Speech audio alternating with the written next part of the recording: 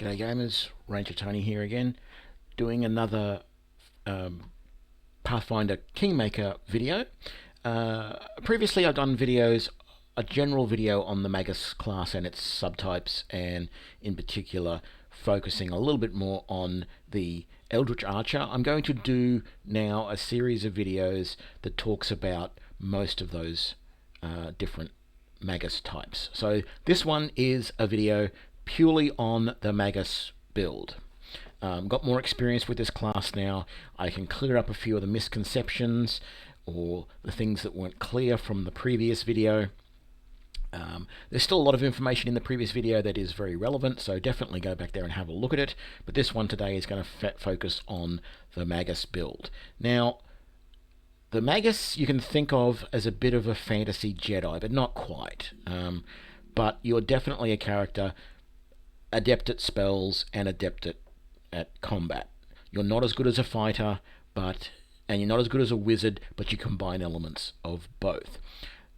There's pros and cons. So the pros are that you have more health than a wizard or sorcerer, so most arcane spellcasters, you've got more health than they do. The spell combat ability that you get allows you to cast a spell and make an attack, do both of those in the same round. So it actually functions a little bit like two-weapon combat, where one weapon is a weapon and the other weapon is a spell in your offhand, if you like. So you'll have a sword in one hand and a spell in the other. And that works from level 1, whether you're using the spell strike feature or not. So even from level 1, you can be casting, say, touch-based spells at your opponent, or even range-based spells, but you can be casting spells with one hand and attacking with the other. Once you get the spell strike feature, which is the other pro, or another pro of being a Magus, you can cast spells through your weapon. And as I've explained this before, but basically the way it works is you charge up the spell and then you hit with the weapon, and you get the damage. If the weapon hits, you get the damage from the weapon and the spell at the same time. So, for example, if we used Shocking Grasp, then we would charge that up and then we would attack, and we would be able to get the damage from the sword, say a rapier, 1d6 of damage, and then a damage from the spell, 1d4 or 1d6 or whatever it is. And as long as one hits, they both hit. That actually means that you sort of do 3 actions in the round, because you will attack normally with your weapon without the spell, and then you will charge up, cast the spell, and then you'll attack again, and you'll get an attack with the weapon and the spell at the same time. So you're essentially doing 2-weapon combat, or an equivalent, where you're actually getting 2 attacks per round. So that's very powerful. And the other thing that you get as a Magus is the ability to cast spells in light armor without any penalty. So you know how to do that as a Magus, where normal arcane spellcasters cannot cast spells while wearing armor. They can learn feats that allow them to wear armor, but they won't be able, they'll have penalties on, there'll be a chance of spell failure, basically.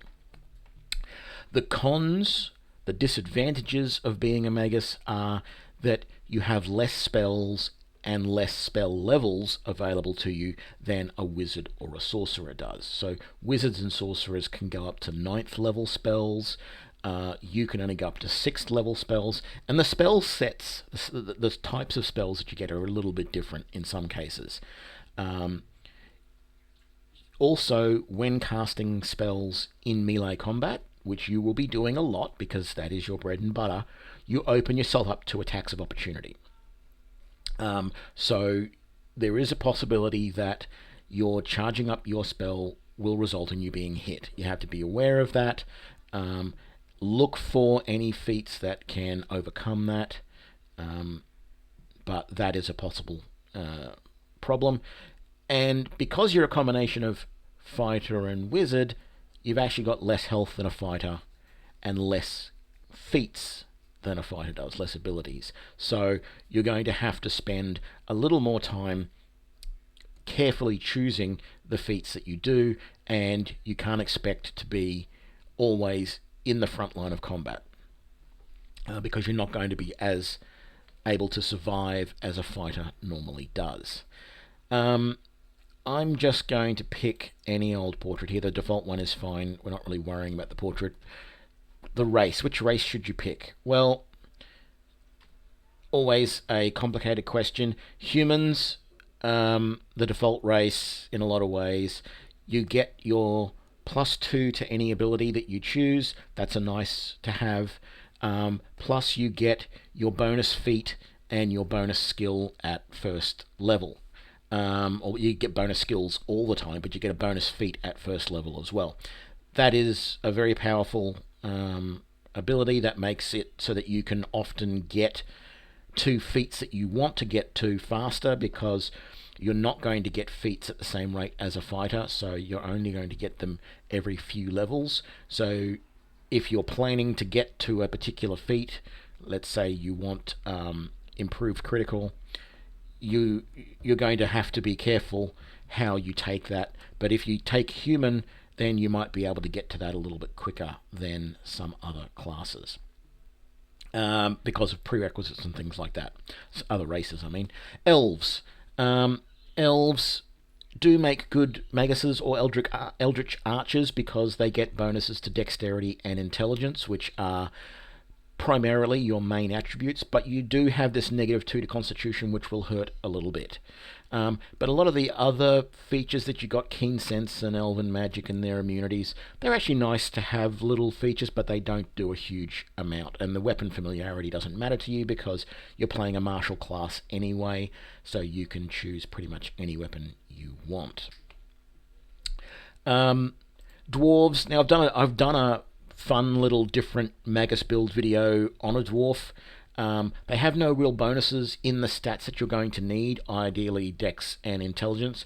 The Constitution bonus is nice, but apart from that, they're not great. The one thing that I said previously is the Dwarven weapon familiarity here gives you access to the Dwarven War Axe, and that is a 1d10 single-handed weapon, because you are restricted as a Magus to using single-handed weapons. You can't use a two-handed weapon because you have to have a hand free to create the spell, cast the spell that you're going to use. So while the Dwarven War Axe is a nice weapon and does a lot of damage, it doesn't crit very much, so you have to weigh that up, and we'll talk more about that in a little bit. Gnomes and halflings. I'm probably going to do a separate video on gnomes and halflings at some point. They have real problems because you don't get... First of all, you're not getting any huge bonuses and stats that you really want. The dex bonus from halflings is nice, but they both have strength, -2 to strength, and then the fact that they're a small class means that they can carry less, and that when they use weapons, they're essentially using a smaller version of that weapon, and so they do less damage. All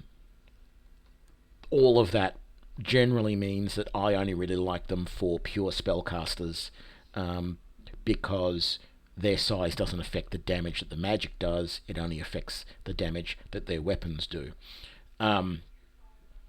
So I really wouldn't recommend gnomes and halflings unless you want to play something very, very different. And even then, I would probably recommend doing it as an Eldritch Archer, not as a Magus or any of the melee variants of the Magus, Eldritch Archer, Eldritch Scion, and Sword Saint, because of that fact that the weapons that they use are smaller sized and do less damage. Half-elf. Half-elves have always been a bit funny for me. They're one of those ones where I always wonder why people pick them. They're good in Pathfinder because they have a +2 to 1 ability. That's nice. And they have this adaptability feat, which allows them to focus in on one skill. But Maguses aren't really a skill-based class, so you don't get any huge advantage from that. Half-orcs. Half-orcs, again, they get a +2 to 1 ability score, which can be nice. You can get some good builds done around that, but and they're skilled, so that they get 1 extra skill point per level, which is nice. But again, you don't need skills as a Magus. There's no skills that make you stand out. Not like, trickery does for a rogue, for example. So they're okay, but they're not my preference. My preference is to play humans for this. Aasimar, depending on your heritage that you choose as an Aasimar, will depend on where the bonuses go, but they generally get bonuses to 2 different stats, similar to the elf does, and they get a bunch of other little weird abilities and attributes. I just don't play Aasimars enough to know which ones are really good, so my preference is to play human. I like the extra feat at first level, and it helps me to get a leg up, as it were. So we're going to choose that, and then of course we're going to come in here and we're going to pick Magus. So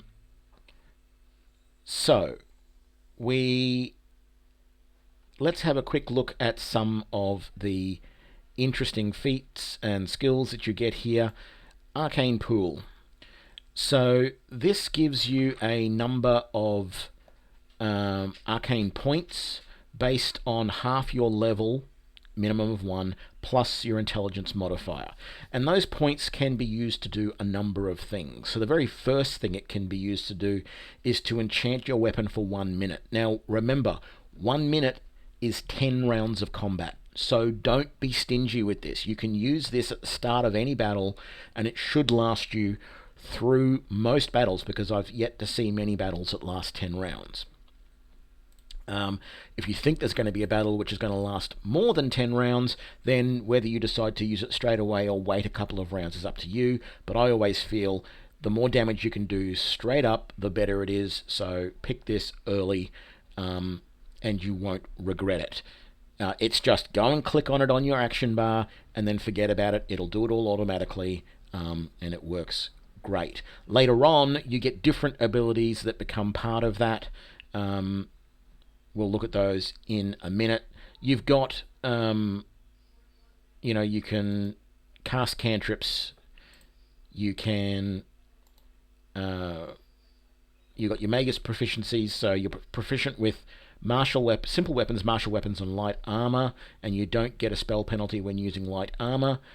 If you multi-class, you're going to have issues. You still can only use light armor. You can't pick anything heavier without getting a chance of spell failure. But don't worry, because things do get better as you progress. We'll talk about that in a sec. And of course, you can detect magic. The other skill you get at first level is this spell combat. And as I said, this function, as they say here, it functions much like 2-weapon fighting, with the offhand weapon being a spell that is being cast. And once you get to second level, that offhand spell that you cast then goes into the weapon, and you actually attack twice per round with your main weapon. The second time it's charged with the spell. So you'll do 1 attack, which is just a normal attack, and then you'll do, if you have this active, you will then do 1 attack, which is a normal attack. You'll then charge up a spell, and then you'll attack again, and if that one hits, it'll do the weapon damage plus the spell. So that's really good. But the other ability that this spell strike gives you at second level is that it works with the weapon's crit range. So if you have a weapon that crits on 19 or 20 or even 18 to 20, then you really don't even need to think of it that way. Just think of it like this. If the weapon crits, the spell will then crit as well, and it will be a 2 times damage modifier. So even if the weapon is a 3 times damage modifier on a crit, the spell will only be 2 times. Because when you look at it in the game and you look at the output of the combat log, it will actually show you that you hit with the weapon, and then it shows a separate hit with the spell and gives the damages separately.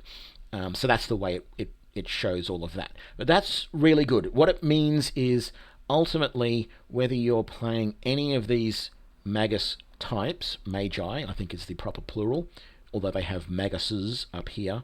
When you're playing any of these Maguses, I'll stick with that, it's written there, you should be building a build that is based on crits, because that's where you're going to get the most damage. If you have a spell that is, because spells don't normally crit, so if you can get this to work and you can get a crit from it, that is great. Once you get to level, where is it? 4 here. Is this the one? Just scrolling down, I'm trying to find them. At level 3, you get some extra Magus arcane feats. I don't have a list of those here, but they are extra feats that you can use to charge up. So the first one you get at level 3, I think, is the ability to use your intelligence bonus as a damage bonus on your weapon if you turn it on. But you can't also make your weapon enchanted at the same time, so you've got one or the other. And then later on you get some more of those feats as well that allow you to do different things.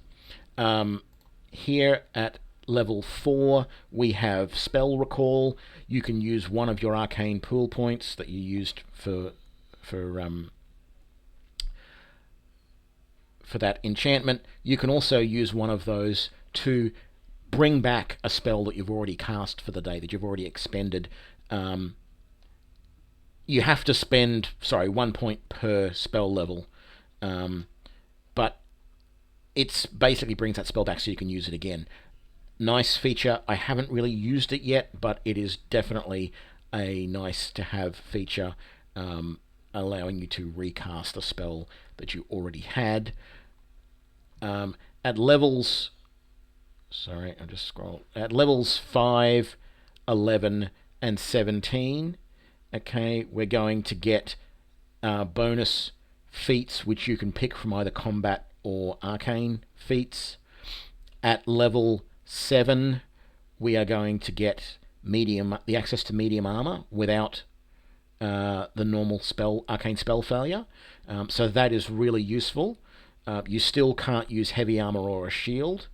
And then at level 13, you're going to get access to heavy armor. It's entirely optional whether you use those, but you might want to consider that in your build. So for example, you might decide that I'm eventually, by level 13, I'm going to be able to wear heavy armor, therefore I'm not going to spend a lot of points on dex initially. I'm going to go without it. And then also at level 10, we get fighter training, which just allows you, if there's any feats that require fighter levels, you're going to be able to take those, but your Magus level counts for half of that. So if you're a level 10, you could take fighter only feats that are level 5 or less at that point. You have only 6 levels of spells that you can cast, okay, as well as cantrips. So that limits you a little bit, but not a lot, because you're focusing on using spells differently to a normal arcane spellcaster. So let's go to our next step then and have a look at what ability points we are going to build. There's 2 ways you can build this. You can build it as a strength-based build or a dex-based build. Strength-based build, you're going to do more damage initially. You're probably going to want to use a scimitar as your weapon here, because it has the highest crit chance of any strength-based weapon, single one-handed strength weapon, but it only does 1d6 of damage normally, so you have to weigh that up. You could instead pick a longsword, which does 1d8 of damage, but reduces your crit range to 19 to 20 rather than 18 to 20. Entirely up to you. Don't really recommend, if you're going for a crit build, and I don't know why you wouldn't, using any weapon that doesn't have at least a 19 or lower crit chance. Sticking with just a 20, even though they all do triple damage, the chances of you critting are a lot less, and it's not going to affect your spell's crit damage. Your spell's always going to do 2 times its damage in crit, so you're better off critting more often than critting less often and doing more damage with your weapon if you can't get that bonus from the the extended bonus from the spell as well. So that is my recommendation there. Okay, what values would I use here? Well, if I'm going for a strength-based build, I would try and have my strength at least 16. If I'm going for a dex-based build, I would probably put my strength at about 13. Now, 13 is the magic number there because 13 is the magic number for both strength and dex, because any feats that require... Some feats require a predetermined amount of strength or dexterity before you can gain them, and the magic value is usually 13 or 15. So I would recommend a 13 in strength for a dex build. If you're going for your dex, well, I would make it a 14 if you were doing strength build, so that you've got a +2 modifier.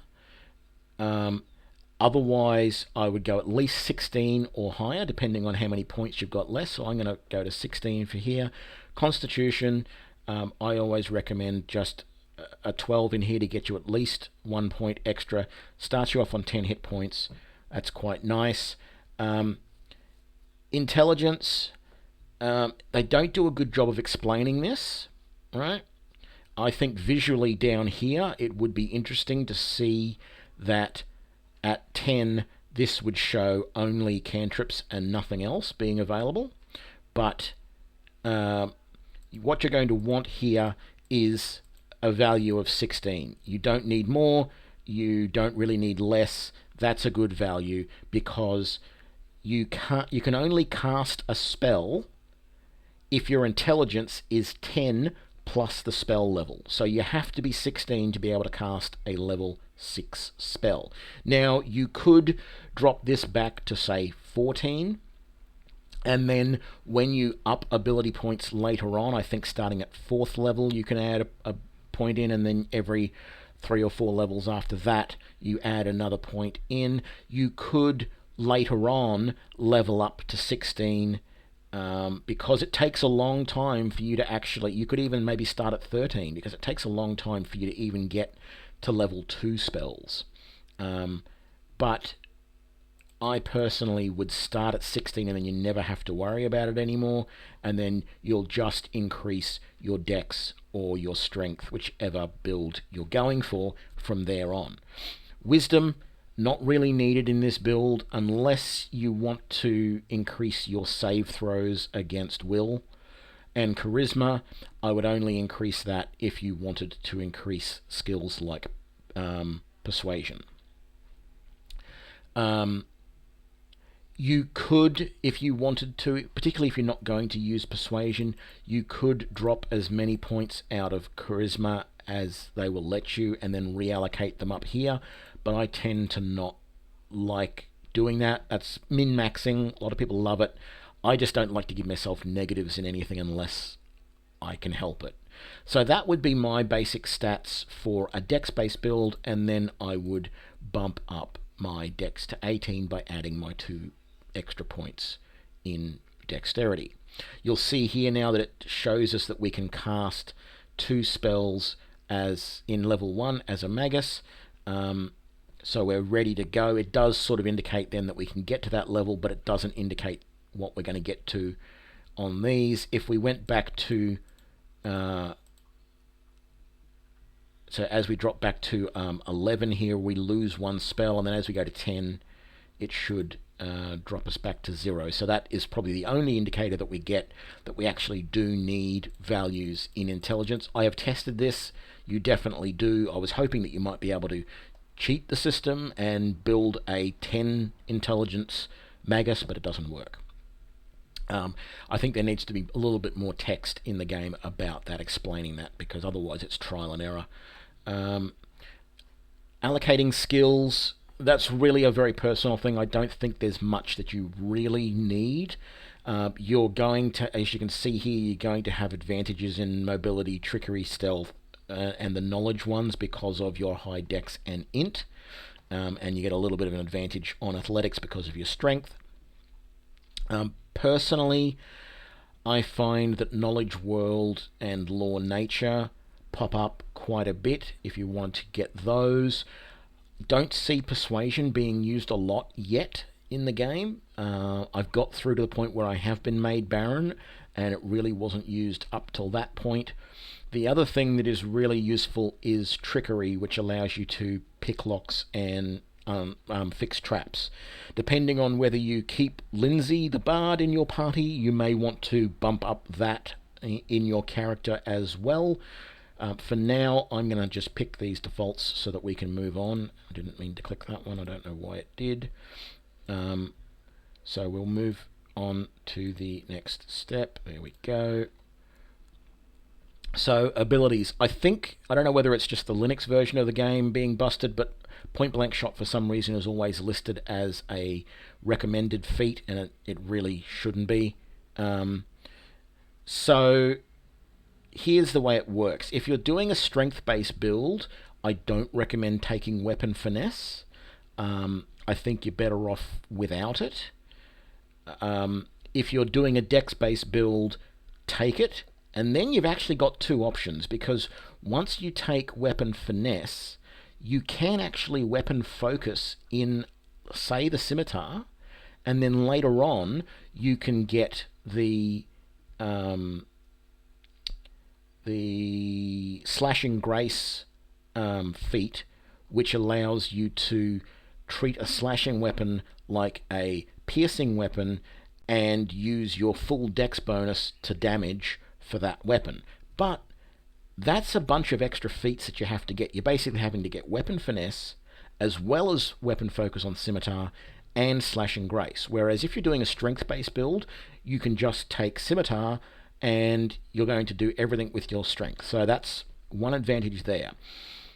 Conversely, if you're doing a dex-based build, take Weapon Finesse, which I will do now, and then you will be able to take Fencing Grace later, which is just one skill, and that will allow you to...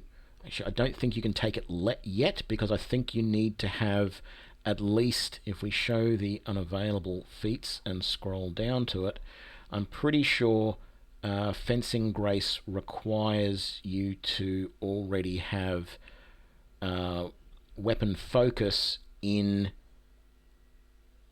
a fencing weapon, a piercing weapon. So there it is, Fencing Grace. And yes, you've got to already have Weapon Focus in the appropriate weapon, and we can't get Weapon Focus yet because our base attack bonus is not yet... Oh, yes, we can get Weapon Focus. No, we can't. Our base attack bonus is not yet 1. That's the only other disadvantage of this class, is your base attack bonus actually starts at 0 rather than 1 like a lot of fighter-based or melee-based classes do. So once you get to level 2, if you had a feat, you would be able to take Weapon Focus. You'll have to wait till level 3 to take that, and then probably at level 5 you'll be able to take Piercing Grace. Oh, Fencing Grace, sorry. After you've taken Fencing Grace, I would recommend going for any of the crit ones. So you'll need to do Improved Crit first, and I think you'll be able to meet that probably at level 7. Whoops, just went past it. Improved Critical. You need to have it... No, you probably won't. You'll probably need to take that at level 9 because you need to have a base attack bonus of 8, which you won't yet have. When you're starting off, though, if you're starting off as a human... What's that? Alertness. No, we don't want that. If you're starting off as a human and you've got your second feat here, what do you take? Well, there's a number of things that you can take that will be useful. Combat Casting is very useful because normally you have to do a concentration check when you're casting, particularly if you're in melee combat. This gives you a bonus to that, which is very useful. Improved Initiative being able to attack first is always useful. Extra arcane pool. You can take this one multiple times and it adds an extra point to your arcane pool. I don't necessarily recommend it, but it might be something that you want. Dodge is always useful to increase your armor class. And then I'm a bit up in arms with the metamagic feats. The empowered spell is probably going to be useful to you because it allows you to increase the power of the spell, causing them to do more damage, but the spell needs to be 2 levels higher than it really is. So for you to even be able to, say, increase the power of Ray of Frost, which is a cantrip, a level 0, you have to cast it as a level 2 spell. And you have to prepare it as a spell. You can, even though it's a cantrip, you've got to treat it as a spell. If you wanted to make Snowball, which is, Shocking Grasp, which is a first level spell that a Magus is going to use a fair bit, if you wanted to make that more powerful to do more damage, you'd have to cast it as a 3rd level spell. That's a lot of extra, that's 2 extra levels. There might be a way better 3rd level spell that you can use. So I'm really not too sure about most of those at this point. The ones that give you greater reach or quicken it or make it last longer, most of that stuff is not going to be useful to you. So my general recommendation is don't worry about the metamagic feats until you're up over level 10, and then review them again and compare the spells that you've got and decide whether you want them at that point. I think you're better off going for things like spell focus, where you can focus on one particular class of spell, such as a school of magic, such as necromancy and things like that, or spell penetration, which means that if anyone has spell resistance, there's a greater chance that you'll be able to overcome that and your spells will be able to get through. Because even though you've hit with your weapon, that doesn't negate any spell resistance that your opponent might have. And then, of course, things like toughness and dodge, which allow you to survive a little bit longer. Toughness gives you extra hit points, 3 to begin with, and then 1 per level after level 3. And then, as I said, dodge, which improves your armor class, things like that. Those are the sorts of feats you're going to consider using. But as I said, you're aiming to get all of the critical weapon feats that you can, because if you can increase the chance of your weapon criticalling, you can increase the chance of your spell doing the same. So that would be my recommendation here. So I'm actually going to take combat casting at this point. Spells. What spells are you going to want to use? Because the spells that are effective for you are only those that are touch-based spells. So if we look at this, here is the list of cantrips. The only cantrip that is a touch-based spell that is offensive is Touch of Fatigue. So you're going to use that initially as the spell that you use every single time in combat. That's going to help to fatigue your opponent and make them fight less effectively. If they're already fatigued, it doesn't do anything to them, but at least you can potentially keep them fatigued if you keep hitting them and you haven't killed them yet. So you're not doing any extra damage, but you're reducing their ability to damage you and your companions. So that's the only real cantrip that's of use to you. Everything else, what's useful? Well, Shocking Grasp and Corrosive Touch are the only 2 touch-based spells at first level that are offensive. Burning Hands and Color Spray are not touch-based. Even though you'd think they are, they're not. They shoot a cone of magic starting from you out to your opponents, or in whatever direction you do. And anything that's in that cone gets affected. They are both very effective spells, and if you want to take them, definitely take them. In fact, I recommend Color Spray over Burning Hands, because Color Spray can do a variety of things It can either blind, stun, and knock them prone, or just blind and stun, or just stun them for one or more rounds, which is definitely useful. The other spells that I would look at, really, it comes down to a matter of choice. Shield is definitely useful. You don't get mage armor unless you get it as a special ability. I don't even think you can learn it from a scroll. So shield is your best sort of protection based spell that you can get at this point. True Strike is useful. Stone Fist is not useful because you have to be attacking barehanded, and you're never going to be doing that because you are a martial based character.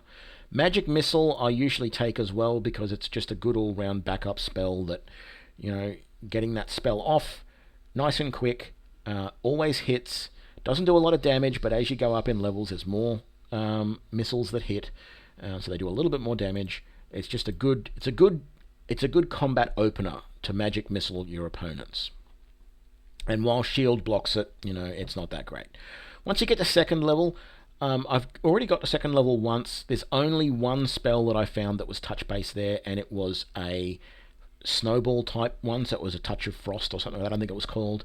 So you're just going to have to, from then on, keep an eye out for the touch based spells and what they are that you can use. So that's what I'm going to take at first level.